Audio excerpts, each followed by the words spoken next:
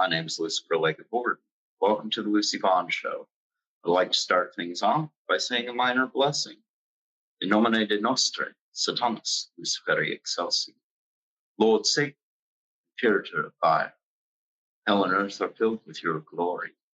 We ask of you this day to bless this interview. And for now, so it is done. And now, lucyvon.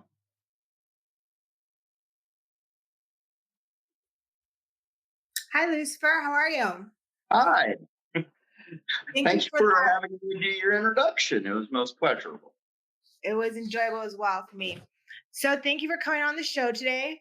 And I'd like to introduce you. You're an author, founder of the Satanic Thuleian Society, as well as history as being a high priest in Wicca. Mm-hmm. Okay, so Lucifer was born in Texas. You've lived on almost every single continent. You've eaten with cannibals. I want to thank you for coming on the show once again.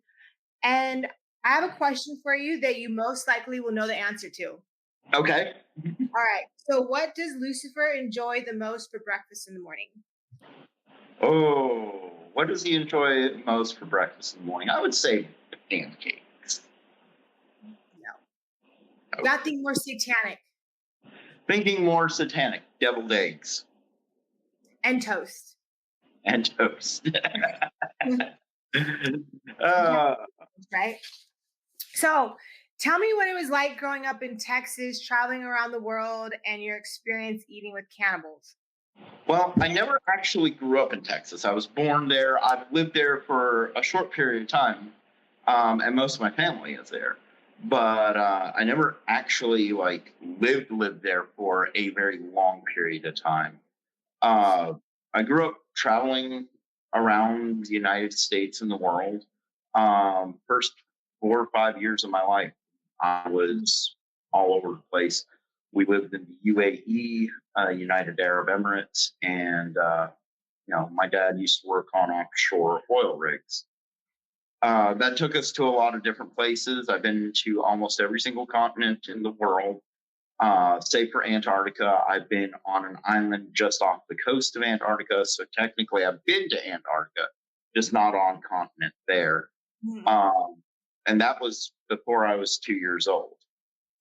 And so, we traveled around an awful lot, going to different offshore sites and just in general journeying. We've even been to various jungles in the Congo as well as Papua New Guinea. And it's really interesting because in Papua New Guinea, my dad was once invited by a buddy of his to go on a day trip into the jungle there. And they took me along and we all visited this one small village.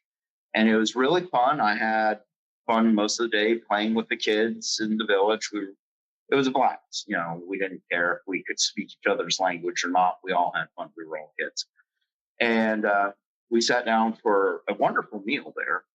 And come to find out, on the way back after we were leaving the village, my dad's friend, he said that he asked my dad and I how we like the people there and how we like the food. We thought it was a wonderful village. We had to go back, and they were wonderful, wonderful people. And the food was amazing. I mean, it was absolutely amazing. And this is where the funny thing happens. My dad's friend then turns to him and me, and he says, "You do realize that they are a village of cannibals, and what you just ate was most likely one of their enemies." My dad went green. He went bleach white. He went green, and you didn't know if he was going to ask him to pull over and barf or what. My only response was, "It tasted good." And you didn't get sick? No. As a matter of fact, it's pretty interesting because one of our priests, and he's one of my best friends and everything. He is here in South Carolina Grotto, Zalber Zagan Rex. He's a friend of mine. He's a priest. And what's interesting is that his parents were missionaries, and they actually served 5 years missionary work to the same tribe in Papua New Guinea that I visited.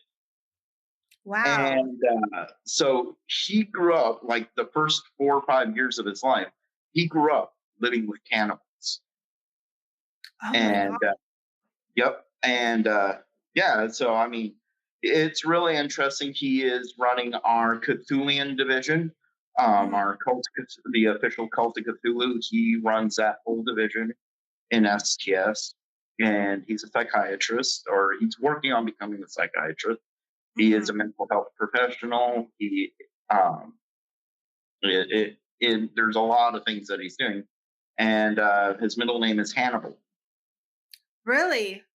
Yep. Like he added that in there, or that's his real name? That's his name, Zagan Hannibal Rex. Wow. And it's really cool because he did grow up with the exact same tribe that I met, and he grew up with them for like 4 or 5 years. And Mhm. yeah, he's Huh. eating people. It was really funny. Like, no, that's crazy. Yep. And that's where you get into like yeah, we won't go there. Okay. So what was school like for you growing up then if you were moving a lot? It was interesting. Once we became stateside, for a while I was homeschooled. We lived in New Orleans when we first got stateside and decided that this is where we were going to stay. Mhm. And so I went to Calvary Baptist Elementary School in New Orleans. Mhm.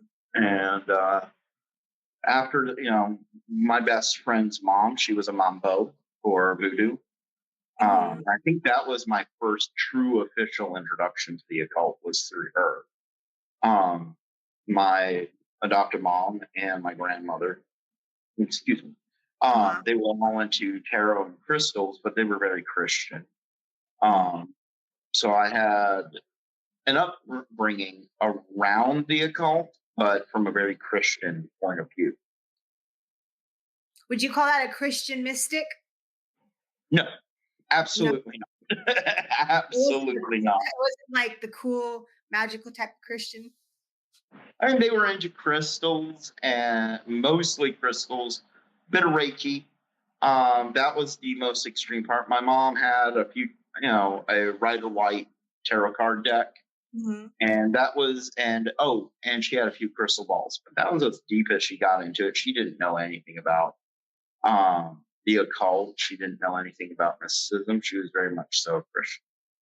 So she kind of didn't really understand that she was like technically dipping her toes into the occult world. Not really. I love how a lot of Christians try to lie to themselves about that and say, "Oh, I can do this little bit. I can do that little bit." No, the Bible flat out says that fortune telling and anything like that is of the devil. They say that that's witchcraft.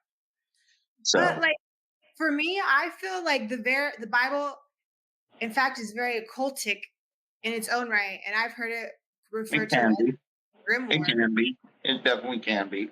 But it's of a different type of occultism, and it's one that most Satanists don't like because Yeah, of what Christians did to a lot of pagans and witches back in the and day. women. Most certainly.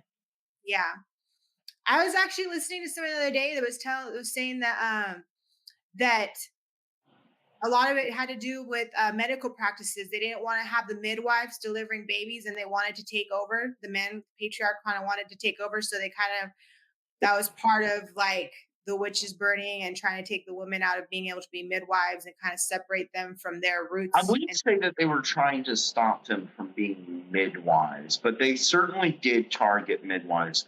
And the most notable reason why they used midwives as an example of witches was because midwives were medical practitioners. And so they had a deeper understanding of herbs and all sorts of things. And women would have no choice but to trust these other women to help them give birth. I mean, you figure back before the I would say 1920s, childbirth, and as recently as the 1950s, childbirth was a very risky business Mhm. for women. In order, lifespan for people back then was maybe to their 30s or 40s. If you got into your 40s and 50s, you were considered elderly. So women were actually encouraged to have children much younger. We're talking anywhere between 13 to 14 was Mhm. considered optimum birthing age for them. If Mhm. they were an 18-year-old and not married, not with children, they were called a spinster. Yeah. Interesting. Interesting times. So, what type of movies, entertainment, books were you into growing up? 'Cause I see you have a stranger, is it Stranger Than Fiction or Stranger Things? Oh yeah, I love Stranger Things. We all love Stranger Things. I also like Cobra Kai.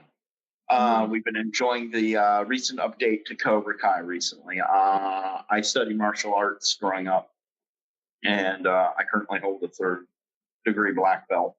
But yeah, growing up, I loved movies such as the old Hammer House horror movies with Mhm. Sir Christopher Lee. As a matter of fact, the shelf behind me here, uh, Mhm. over my shoulder in this corner here, I have a replica ring, and you can actually see me wearing it in most of my rituals. It Mhm. is a certified authentic replica from a cast mold of Sir Christopher Lee's ring that he wore whenever he would play Dracula. Oh, how cool. And I have the certificate of authenticity and everything to it. It's really awesome. Sir Christopher Lee was one of my childhood heroes. I mean, he was a really cool man, outside of just simply playing Dracula and being a movie actor. He was in the Bond films. He was the man with the golden gun. Um, in real life, he was the real life James Bond. I mean, this is the guy who the irony of him playing man with the golden gun was that everything that James Bond was set to do, Christopher Lee actually did for real. Wow. He was a spy, he was a soldier, and the man was dangerous in real life, and he was one of the nicest guys ever. And so he was one of my childhood heroes, and he's still one of my heroes to this day. Mhm. Other heroes growing up was, of course, Bruce Lee. I was into martial arts. Van Mhm. Damme and Chuck Norris, all the big martial arts names. Mhm. Um, but a lot of the horror movies that I liked, I grew up liking Puppet Master. I grew up liking the Subspecies series, a lot of Pullman videos, Mhm. a lot of B horror. I loved some of the trauma videos, such as Toxic Avenger. I saw that they're making a new remake of Toxic Avenger with Peter Dinklage Mhm. playing Toxie. So I'm kind of curious about that. Mhm. Um, yeah, that's the sort of thing. I mean, I grew up with Clive Barker, Stephen King, all Mhm. these other horrors. Yeah. What about like Nosferatu, those old vampire movies? I loved the original Nosferatu. I love the 1970s remake. I'm very curious about Bill Skarsgård taking on the role of Count Orlok, and I'm Mhm. looking forward to that. I loved him in the remake of Stephen King's It as Pennywise. Mhm. Uh, Mhm. Bill Skarsgård is just an amazing actor. Yeah, most definitely. So growing up, did you feel like that you were part of the crowd or kind of were you like um just didn't feel like you fit in? No, I didn't fit in at all. I Yeah. definitely did not fit in at all. I didn't get along with most people. I had my friends growing up, so it's not like I was alone growing up, but the general population of the schools that I would attend, I didn't fit in with them. I didn't get along with them. Most of them struck me as being intellectually stunted, if I can say Mhm. that. Yeah. Um, they were just common people. Everybody liked the same stupid things. And here I am, I'm the nerd in the corner reading a Star Wars book or reading something by L.J. Smith or reading a Goosebumps or Fear Street book. Mhm. You know, most of these people, they wouldn't touch that. They were too busy with football or basketball or stuff like that. Me, a good evening with my family was me sitting down with my dad to watch Doctor Who. That's a good show. Or the And I mean Munsters. the original Doctor Who. I mean the original, not the one from that they brought back in 2005, which was good up until Mhm. the last couple Doctors. But I mean the original one. So we were watching the Paul McGann movie. We were watching um, all the original Doctors. Yeah, yeah. I find that's a pretty common theme with Satanists. We like to be we're younger, we like to have our nose in a book into like old movies, old like just old stuff, like we're old souls. Very Just not vintage. We definitely like vintage. We're definitely a lot of the time. I would say we're very stuck in the past. We reminisce very much so, and I think we bring that out a lot in our writing, our Mhm. artwork, and everything. In modern times, I mean, people they see my altar, they see the skull chalice, and whenever people do see the parlor, which I'm sitting in right now, it's like it's out of an old Hammer horror movie. I mean, you could have literally envisioned like Dracula's coffin up against one wall here. Yeah. And we wouldn't have it any other way because I feel like when I try to fit in with the modern like Yeah. architecture, modern things, I don't like it. I feel alien. No. I You can't- that character, like I don't even like the cookie cutter houses. Like I need that old character. I don't care if it's haunted. Like I want that character and that depth, you know? yeah. Yeah. So okay. So what people do you look up to or admire? What people do I look up to and admire? Mhm. Um, Ironically, right now I admire my buddy Zagan. Um, I admire a lot of the guys in STS. Our clergy, they really do things out of the box and they're really pushing things forward. So I admire a lot of them. But presently, one of the top ones that I admire the most is my friend Zagan Rex. Um, like I said, he lives here.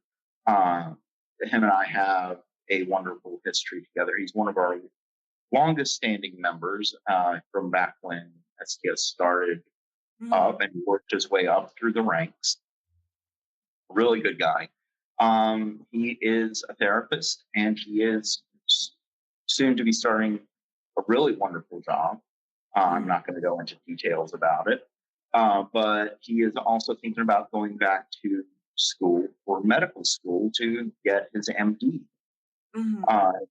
his medical doctorate, which um, I think is really wonderful. He's only a couple of years younger than me, and it's really wonderful that he's going back to doing that to improve himself.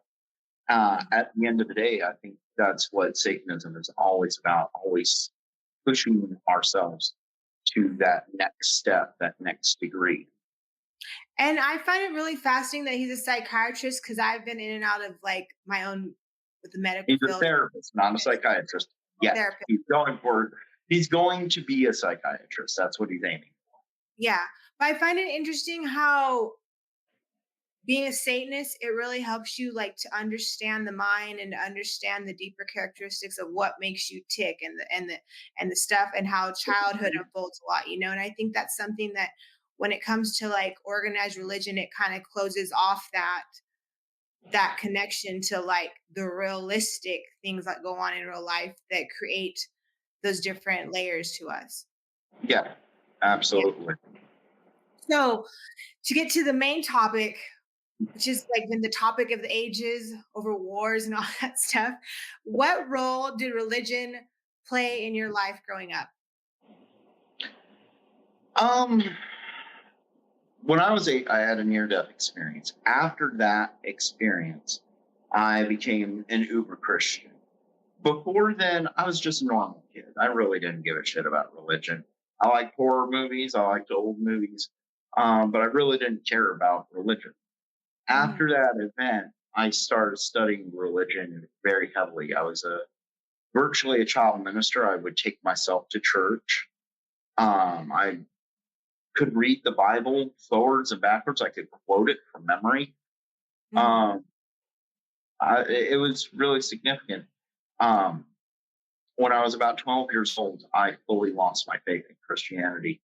But I didn't stop being a religionist at that point. As a matter of fact, I became more of a religionist, I think. And that's Mhm. when I started looking into other different religions.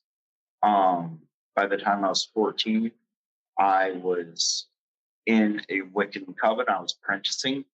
I had discovered Wicca, and yeah, it blew up from there. You Yeah. know, now So over almost 30 years later, here I sit. so what was your relationship with like Christianity or religion when you were Well, younger? with Christianity, I think it was mostly due to my near-death experience that I went headlong into it. I dove in. I grew up before then, with just like any other kid. I grew up hearing that Jesus loved me and all this other stuff, but I didn't really understand it. Once I got into the actual faith, once I actually started studying various religions, I think it took over. I mean, it was a fascinating thing. It didn't always give me peace in my life. Certainly my upbringing was pretty rough, but it gave me something that I could focus on in the Mhm. future. And it gave me something that I could adapt, that I could be me with. Mhm, mhm. And you know what? I feel like at the very core basis, like most religions have the main core principles in place, and I think like all religions do have some of their beauty, but I think sometimes the human nature can take it and deconstruct it and kind of make it into something ugly, you know? Oh, most And we certainly. do I that. mean, religion religion is like politics. I mean, you always hear that there's two subjects you don't talk about with people in Mhm, general in polite conversation. That's politics and religion. And there's a reason for that because both play on a person's personal beliefs, their personal codes of conducts, and their personal morals. mhm, And no two people fully line up with each other. I mean, even though I have close personal friends with even with my girlie that I'm in a relationship, we have certain personal beliefs that don't mhm, fully line up with each other. But the majority of our beliefs do line up with each other. And what little parts don't, we set aside. But there's people out there who can't do that. They can't bring themselves to that. And that can be politically, we're in an election year right now. The mhm, political morality is and outrage is flying high this year. And you're either in the Joe Biden, Kamala Harris camp, or you're in the Donald Trump camp. Me personally, I'm firmly in the Trump camp, mhm. uh, like most real Satanists actually are, from my understanding. Uh, but then there's groups like TST who have thousands of members, tens of Mhm. thousands, according to them, who are all in the Harris Biden camp, the Democrat Marxist camp. Yeah, So yeah. Okay, so when you were in Wicca, like what about the Wiccan culture did you find empowering? a lot of it, actually. It's a really beautiful religion. I found it very, for when I was a teenager, I think it was the perfect religion for me. It kept me balanced, kept me stable. One of the things that I really loved it because I was Alexandrian Gardnerian, we were closer to what Wicca was supposed to be than modern Wiccans nowadays. Modern Wiccans are very dynamic Mhm, and they tend to cut out the male elements out of Wicca in our modern society. But back then, that was not it at all. Um, there was definitely that balance between the god and the goddess. mhm, And so, that was one of the more interesting things. mhm, Things that I really like about Wicca is that it is earth-based, it's natural, and it gives room to be eclectic. It can mold, it can shape itself into any cup. It flows like water, as Bruce Lee would say, be like water. Mm-hmm. Water can be a gas, it can be a solid, it can be a liquid. It can fit into any container. It can be as destructive or as beneficial as possible. So Wicca, in a lot of ways, is like water. And having that schooling and that education in Wicca, I think, really set me up in the future to be a satanic priest, because it gave me a solid occult foundation. And with me being an apprentice for 3 years and actually getting to know people, it really gave me a sound ground basis that I was able to bring into Satanism and the STS. It sounds like it has a lot of connection with like the Native American traditions, like the I Ching, the more Eastern traditions that are more earth based. That have their It teachings. can definitely, they definitely draw in elements of that, but you got to remember that the core root of Wicca is Celtic culture. Mm-hmm. I come from a Celtic background. I was raised Scot American. My dad was from Glasgow, Scotland.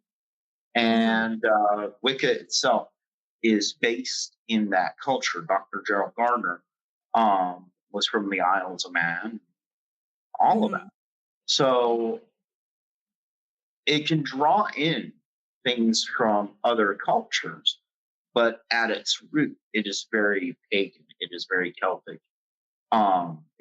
It draws in more from the Norse traditions Mm-hmm. as well as the Celtic traditions than anything else. But it also draws in elements from Egypt, Greece. So it's very European and mildly Middle Eastern at its core, but Mm-hmm. it's open. It's open. Yeah. And Satanism is a lot like Wicca in that regard. I think Dr. Gerald Gardner's influenced Anton LaVey, who started up the Church of Satan like 2-3 years after Gardner died. And, you can see a lot of the ability to morph and absorb in LaVey's Satanism, just like Gardner's Wicca had that ability. And I think that was one of the things that was transmuted over to LaVey. Yeah, most definitely. And I feel like LeVay took on that, like he always would say, he's a showman, and he added that showmanship to it. Absolutely. And I And don't that, think there was that's, any better person than LaVey to bring Satanism out of the closet, because he yeah, was that showman. He yeah. was that carny and eclectic. And I think that's like his quality that makes him such a rare part of history is nobody else really took on that big showmanship, and created such a stir. Absolutely. So how did you come into contact with Satanism? I was in my 3rd year of apprenticeship as Wicca, in Wicca, and one of my friends, approached me, and he told me that he was a Satanist. He was a member of the Church of Satan at that time, and they were holding a large grotto gathering. It was one of the last grottos in existence at that time. It was a few months before Anton LaVey died, so this was 1997, Mm-hmm. and at first I didn't want anything to do with it. I had the complete typical right hand path Wiccan mentality, like, oh, Satanism, devil worship, it's all evil. I didn't understand. He educated me on it. And so I had a softer view to it going into this whole thing, and I helped them out. Mm-hmm. And it was a really interesting event. It was a really good event. And so years later, about 10 years later, I found the Satanic Bible. I remembered that event, and I bought it in a bookstore, and I read it, and boom, it was like holding a mirror up to myself. So I reread it a couple more times, and finally I was like, you know what? I'm going to take on this mantle. I will be a Satanist. I will call myself a Satanist. And so that's what I did. I left Wicca, and I took on the mantle of Satanist. And I think it's fascinating because if you can look past the entertainment part and the satanic aesthetics, you find a very beautiful teaching of self-empowerment. You do. Be comfortable Absolutely. being yourself and who you are and be Mhm. able to There's a base root fundamental philosophy to Satanism, and that's pretty much to cherish life every day, because you never know when it's going to be your last. We do believe in an afterlife, but we choose not to focus on it. So it's a lot of right hand path traditions. They choose to focus on what comes in the hereafter. Satanists generally don't. We choose to focus on the here and now. Mhm. And that enables us to enjoy life so much more because we don't know when that's all going to be gone. We know what's coming in the afterlife, but that's not our main focus. Mhm. And I would like to touch upon, like most of us Satanists can relate on the topic that we just kind of have always been like the oddball, like just into different things. And I think that's one thing too, like Satanism, like you're like, okay, like it's okay for me to embrace that. There's power in embracing that, being different and not fitting in. And Absolutely, yes. I think that's where it really makes a connection for us. It's like when you live your life like that, and that's just who you are, like finding Oh, power in we that. don't hide who we There's are. a whole tribe. One of the things that I always tell my students is go into the back, look in the mirror, think of the darkest thing that you can actually think of Mhm, you doing to another person, mhm, and come to grips with the fact that your mind can think of that. mhm. Come to grips with how dark you can go. Then celebrate that you don't actually do it. Yeah. If you have that self control, Mhm. then you really have. Oh, I think I have a blue tailed skink in here. A what? A blue tailed skink. What is It's a that? lizard. It's a type of lizard. Only Satanist. Only Satanist. It's only Yeah, Satan who we has that. get lizards coming in here all the time. We have to clear them out. I That's like normal for South Carolina. I like that you touched on that because I felt that I wanted to speak on that too. But I think that's one of the things that people misconstrue about us Satanists is they think, oh, you don't have religion to set down these moral laws for you, so you're capable of anything. But that's not the Yeah. case at all. The case is No, the thing is that we know what we're capable of, and we seek to control ourselves because we choose to be that person that can blend in with modern society. We Mhm, literally, our laws and edicts in religion tell us that we need to blend in and be as the wolf amongst the sheep. mhm, And there's a reason for that. We can't be like the Night Stalker or anybody who goes around killing people. That's just not the right way to be a Satanist. No, the real Satanist's power comes from the fact that people don't know that we're standing right there. mhm, mhm. Yeah, most definitely. Okay, so let me see what else I got here. Okay, so how has Satanism empowered you? How did it empower you back then? Satan, when I first got into Satanism, it empowered me by showing me who I really was and then teaching me to accept myself for myself, both the good and the bad. That comes back to the previous topic. We have to, a Satanist's true power comes from the fact that they can accept who they are as a person, um, just as they are. Mhm. I think that's a powerful statement right there because I feel so strongly when we can be solid in who we are, then anything that goes on in life, it makes us that much stronger because we know who we are. We know what strength we hold. We don't Exactly. draw our strength from anything else outside of us. Exactly. Yeah. And we don't bow to other people. We don't bow to, like, Church Satan would try to get everybody to be atheists, but a real Satanist wouldn't bow to anybody telling them how to be. Recently, there was a bit of a kerfuffle in STF, and this makes a very good example of this. I was forced to make a executive decision that I really didn't like making, and a few of our other members didn't like it either. They knew that they were free to voice their displeasure of it to me directly, and that I would never judge them for it. They didn't like the decision. They most certainly didn't. One of my members flat out said, I'm 54 years old. No one tells me what to do. And, I had to have a sit down conversation with him, and it ended really well, that I understood exactly where he was coming from, because he was right. No one has a right to tell him what to do under normal circumstances. And I would encourage him to be that way. I would encourage anybody to be that way.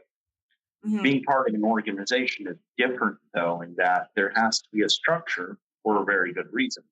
Outside of that structure, outside of that organization, no one can tell you what to do. And that's how Satanism is. Satanism is about being free to be yourself. No one can tell you what that is. Only you can. So we've been talking about the Satanic Thuleian Society. So I know after you discovered Satanism, you went on to create the Satanic Thuleian Society. So can you tell us about that journey? It was a long journey. It was most certainly a long journey. When I was still new to Satanism, I had only been in it for like about 3-4 years. I got myself ordained. I was ordained, and I started up my own satanic org. And ironically, that one, I was like, I can't think of a name for this org. So I gave it a placeholder name. And that placeholder name was the Dark Church of Satan.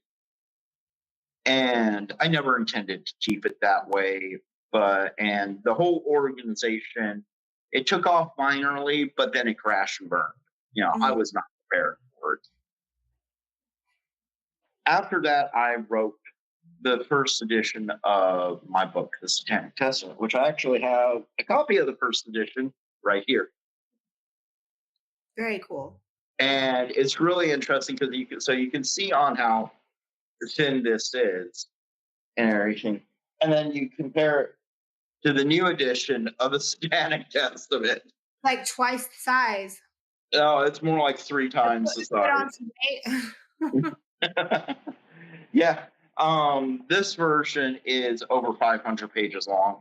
When I first wrote it, it was like 200 pages long.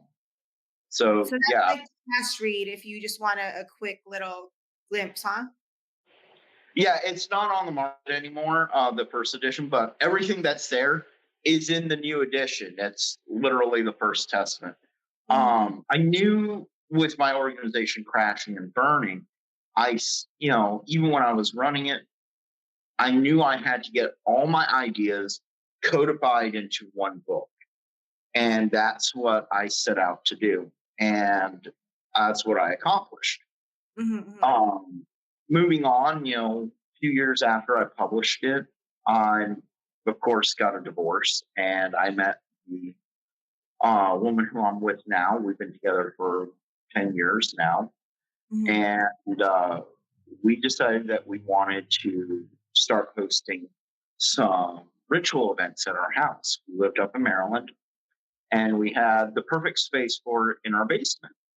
And so we set up a small altar.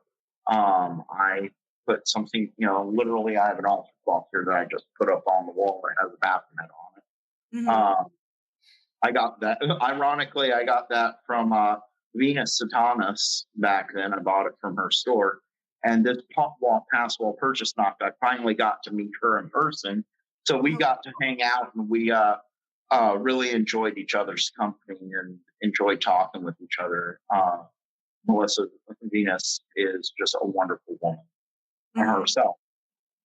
And so we, we started hosting rituals. I started typing up our rituals that we were doing, and I would print them out and make little booklets to hand to the people that would show up for rituals, and they loved it.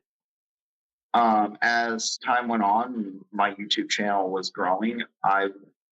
We decided that we were going to move here to South Carolina, and when we did that, that's when we asked everybody, what do we want for an organizational name? Because what we're doing is getting big enough, it's getting enough interest that we're going to go ahead and open up an organization again. And we all took a vote, and the vote came down to either Cult of Satan or STS, the Satanic Thuleian Society. And it was a tight draw. Literally, Satanic Thuleian Society only won by one vote. By one vote. And here we are today. That's really cool. It's really interesting because had we gone the other way, Cult of Satan, our anagram would have been COS. Oh my goodness. I like how history replays itself. That would be really cool. So being a public Satanist can be a heavy crown to wear. What's your experience been living publicly as a Satanist? Well, our local neighborhood, we live out in the boonies. Everybody in our area knows that we're Satanists, and we are in the Bible Belt. So that to tell you something. Generally, the people who interact with us choose to do so, and they're really great about it. They don't let it bother them. Being out in public, though, sometimes I get people approaching me, asking me, am I that guy from YouTube? Do I actually run a satanic organization? All this other stuff. And sometimes it's really good. It's really positive, and I really love the social interactions. Other times I get Christians walking up to me and they recognize me, and it's like, oh boy. And they start either asking questions or they start demanding that I go to their church. And that's really funny when that happens because, of course, I'm not going to do that. So I've developed, like most public Satanists, we develop our own little tools for dealing with such people. And I'm like, okay, I'll go to your church, out of just right off of that. Sure, I'll attend your church. I'll sit down. I'll go with you, but you got to come to mine. You got to attend some of our services as well. It's a tit for tat. And they're like, oh, no, I'll never do that. Da, da, da, da, da. You want me to come to your church? Should be willing to come to mine, see what I'm about. I find that so fascinating that, I can kind of understand that people get freaked out by the aesthetics and the front view of it, without ever really in doing research or investigating it. And it's kind of ingrained throughout generations, Yeah. It's interesting to see these people because they look, like you said, at the aesthetics, like say this right here. This is our ritual chalice. It's one of our ritual chalices. It's our majority one. Most Christians would see this and they would go running, screaming. But yet this has never had blood in it. It's never seen anybody hurt. Actually, I have a bowl over here. Oh my God, this is heavy. Hang on. It's okay. No, this is heavy. This is made of solid granite. Let's see it. This bowl is over 1,000 years old. We use it as our ceremonial burn bowl. But it was a ritual sacrificial bowl used, I believe, by some Germanic tribe or European tribe to catch human blood. Yeah. It is the oldest object in this house. And we use it as our ritual burn bowl. And it is heavy. It's so cool. And it's over 1,000 years old. It's funny because we all have our different ways to come to connection to whatever spirituality, our higher self. Some of us just like to be dramatic. And I always think it's fascinating. If there is a creator out there, whatever, a force, why wouldn't that force want us all to have our own individual package on how we become better people, Exactly. And, that's what Satanism is about. Mhm. I always see it as like, when you walk into a store and you go see, let's say you're looking for a camera and you go to the camera place and there's like 100 different brands of cameras. But it really comes Mhm. down to your preference of what brand you want to see life through. Exactly, yeah. And religion is the same way. There's thousands of different types of religions out there. Brands. Some of them are nice, some of them are not so nice. Mhm. And so it's just all boils down to what you as the individual prefer, what you vibrate with. Satanism doesn't try to convert anybody. We just ask for people to be themselves, to Mhm. accept them for who they are as they are. Mhm. And that's something that a lot of people can't do, especially in our modern society. How many times have you seen people try to change their gender in our modern times? Mhm. Try to change their children's gender. Mhm. And that's not something that Satanism is about. In STS, we do accept transgendered individuals, but we ask that they come to terms with who they are Mhm. as they are naturally before they try to change anything. Because I if you don't, then the changes that you try to make, they're going to destroy you. They're going to fall. You're going to fall flat on your face with them. and They're not today going to resolve anything. in this day and age, I think it's becoming it's a very satanic age, out of self-love, self-acceptance, and we're learning how big of an impact this has on a human being as an individual, to have a prosperous full life, a healthy mind. And how much more unconditional loving is something that encourages you to love yourself and accept yourself fully, because when your cup is full, you're able to be the best version of yourself for the people that you love and care about.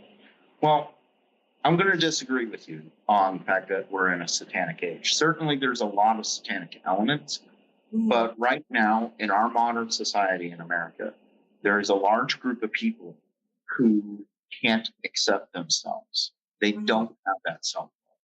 There is a number, an elect number of people in America today who absolutely do accept themselves. These are the true Satanists. You get people like TST or even current church Satan, who they're all about woke politics, Marxism, transgenderism, and none of that has anything to do with actual Satanism. None of that has anything to do with the Satanists accepting themselves. If anything, it is the exact opposite. Mm. And that's what STS is here for. We're here to help people, show people that you, as you are, as you were born, are damn near perfect for yourself. Mhm. You may not be perfect in your physical body. I mean, take with me. I mean, I got a beer belly and everything else, but I'm in some of the best shape of my life. Mhm. And mentally, I have my issues, but I'm happy. And Mhm. that's the big thing about Satanism. To be a true Satanist, you need to be happy with who you are as you are. Okay. Mhm. And as time goes on, accept the adaptations that you do in life. So when we see people like in the church Satan or the Satanic Temple who are acting totally weird, I mean, they got green, rainbow colored hair, they have 20 different pronouns. They say that they're gender fluid, non binary, turtle, walrus, whatevers. If you can't accept who you are, if you have to tack on that much to your name, you should probably take a step back, walk into that bathroom, spend about 5 minutes alone with yourself. You can do that. You can even count to 10 by yourself, Mhm. looking at yourself as you are naturally. Okay. if you can come to grips with yourself, you were born a male, you were born a female, you're not going to make any excuses, none of that. Oh, but I was born intersexed or any of this. No. You look at the mirror, you see yourself as you are naturally. Mm-hmm. That's where your true power as a Satanist comes from. Mm-hmm. That's the first step. That's the real first step. And that's what the Satanic Bible does. It holds up that mirror to your psyche so you can see yourself. Mm-hmm. That's good. I think that's good stuff right there. So, it takes a lot of courage to live openly as a Satanist. I've heard you mention before that, the people that matter the most are going to accept you, that accepted you as a Satanist, and they love you as a Satanist. They're not trying to. So do you have that's Christians too. Christians who are completely comfortable in their own religion. Part of Christianity forms a self-doubt in their own religion. That's why they go pushing their religion. They're told to go minister and preach. Satanists don't do that. And I found that most of the Christians who are truly confident in their own faith have no problem with the person being a Satanist. They feel no desire to try to push their faith on a Satanist. They simply accept Satanists as another human being. And they're really wonderful people. And they accept us as really wonderful people. And all they want is to be our friend. But the ones who don't have that self-confidence, you see this even in Satanism as well. They're the ones that are out there pushing it the most. They're the ones in Satanism who really hate Christians. They want to burn down all the churches, or do other crazy things. And Christians who hate themselves are talking, saying some really horrific things to us Satanists. I mean, I have a friend on Facebook. He's an STS member. And he gets people from his own family saying the most horrific shit to him. That they wish that he would get a disease that would have limbs falling off just so he would suffer and come to God. Yeah. That's not a good person. I think that's one thing I've really come to terms with along in like my journey of sobriety too is, that's a big thing that creates separation within my family and my relationship with my kids is the fact that I'm openly public about being a Satanist, and it's it's part of my journey of accepting who I am, that's just who I am. And that's who I am, and being okay with that and being okay with people not being accepting of that. But it's sad that it does bring out that side of people. And, I feel like whatever title you decide to live by, like, I feel like it just, at the same time, think about if you're trying to use that title to okay your ugly actions, I think that's what people try to use as a higher. And that's something that I see a lot of people doing. And it's not just in Satanism. It's they use titles such as a priest or a Satanist or whatnot to excuse actions that have nothing really to do with that.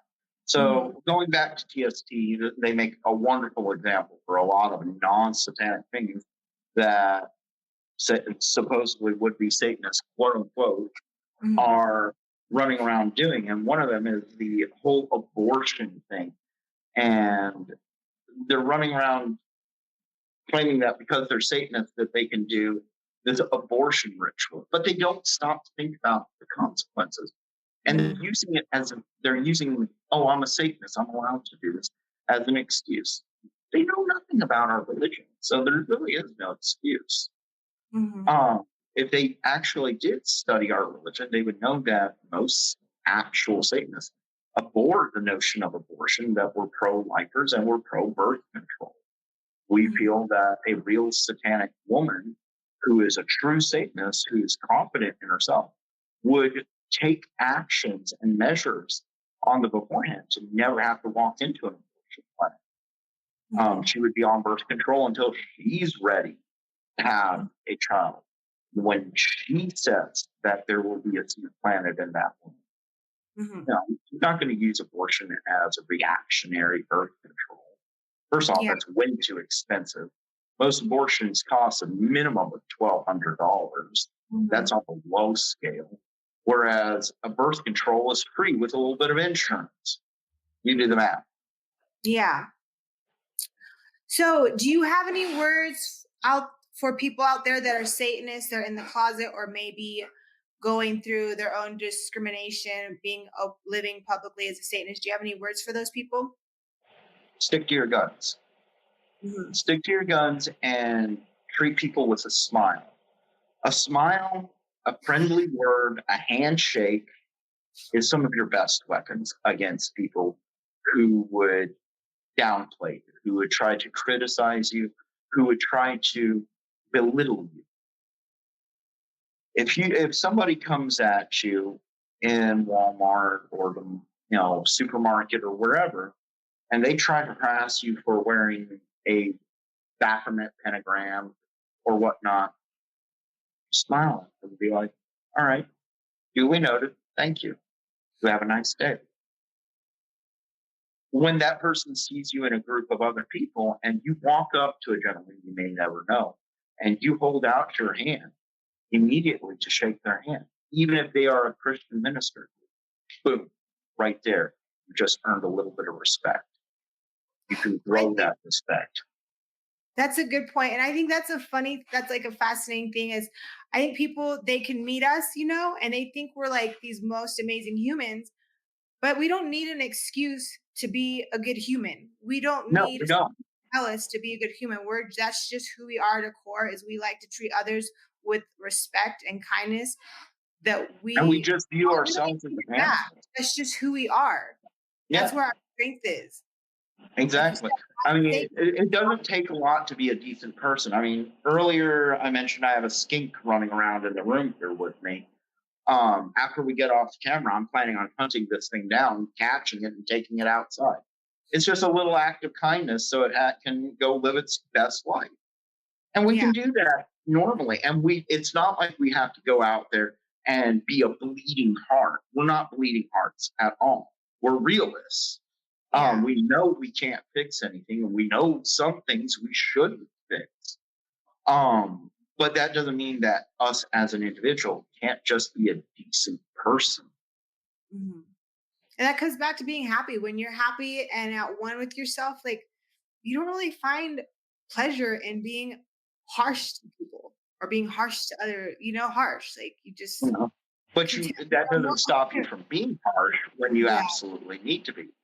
I mean, there's plenty of times online when I go at a person both barrels because they said something stupid that belittles other people, that tries to control other people, and I'll go at them both barrels. Yeah. And, I would implore any Satanists to do so when they see that going on. Like I said earlier, one of my own members, he didn't hold back with me, and I appreciate him for it. Mm-hmm. Yeah. So you have the Satanic Testament out and your sci-fi book. And I find this sci-fi book fascinating. So let's touch on this. Well, I've written at least 5 books. I've written and published them. Most of them are about Satanism. I have actually a number of them right next to me. But I also have a fiction novel. I write fiction work, and it's called Dark Awakening. And it is a sci-fi vampire werewolf genre that happens on another planet. And it's very gratuitous, very sexual, and very violent. Mm-hmm. It sounds interesting. So I want to bring you back on the show again to talk about the Satanic Thuleian Society and how people can get connected with that. But I'll go ahead and add the links below. Okay. But we'll definitely have you back on to talk more about that and how people can be members and what that entails. But I think it's been a great time talking to you and getting to know you and journey. And people, they can just simply go to our website, explore the website. We have a full page that tells you how you can become a member. Mhm. Do you have anything else you'd like to add? Not that I can really think of right off the top of my head. If you're interested in joining the Satanic Thuleian Society or one of our denomination groups like the Cult of Cthulhu, reach out to us.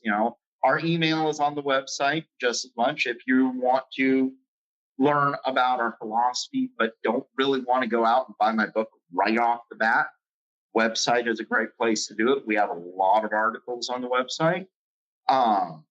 And, of course, my book, I'm pretty sure you're going to be throwing the link up to my book down below. All that will be in the bottom. So one last thing I almost forgot about is a piece of history, a nostalgia piece of history that you all brought back, the Cloven Hoof Magazine. Tell us about the Cloven Hoof Magazine has been a great magazine. It was first written by Anton LaVey. It was supposed to just be his newsletter for Church Satan. After he passed away, and after Peter Gilmore took over Church Satan in 2005, Gilmore axed the Cloven Hoof, and never brought it back. I mean, he did away with it completely, which was a complete travesty and a tragedy. Well, a few years ago, we were looking into things and we realized that we could take it over legally, and bring it back. And we did so. And it was really cool because I showed it to Anton LaVey before he passed away. He loved it. Our first issue, we did a memorial to Diane Haggerty, who had just passed away.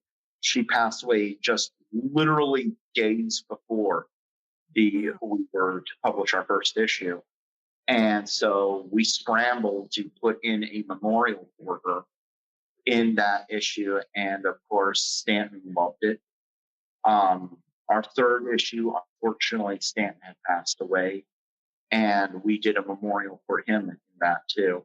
But we took the extra step and we donated half of the proceeds from that issue to Sharon LaVey, Stanton's wife, and her family. And to this day, it's been one of our best sellers. And Sharon's just been a really wonderful woman with it. She loved it. She has my personal copy in her library of that. And, we are here by the middle of this August. We're going to be publishing our 10th issue. Sorry, I got tongue-tied there. All right, it happens. We are reaching that hour mark, so it tends to happen. We're like 3 minutes over an hour. Yeah. Okay, so I want to thank you for coming on the show and talking with us. It's been very enlightening. It's been a pleasure. It's been a real pleasure, and I look forward to talking to you again. And I want to encourage everybody out there to remember to like, subscribe, and all the links to the books, to the Satanic Thuleian Society, all that good stuff will be linked below. And do you want to go ahead and do the honors before we hell Satan out? When you say do the honors, what do you want me to do? Close us out with a little blessing, satanic blessing.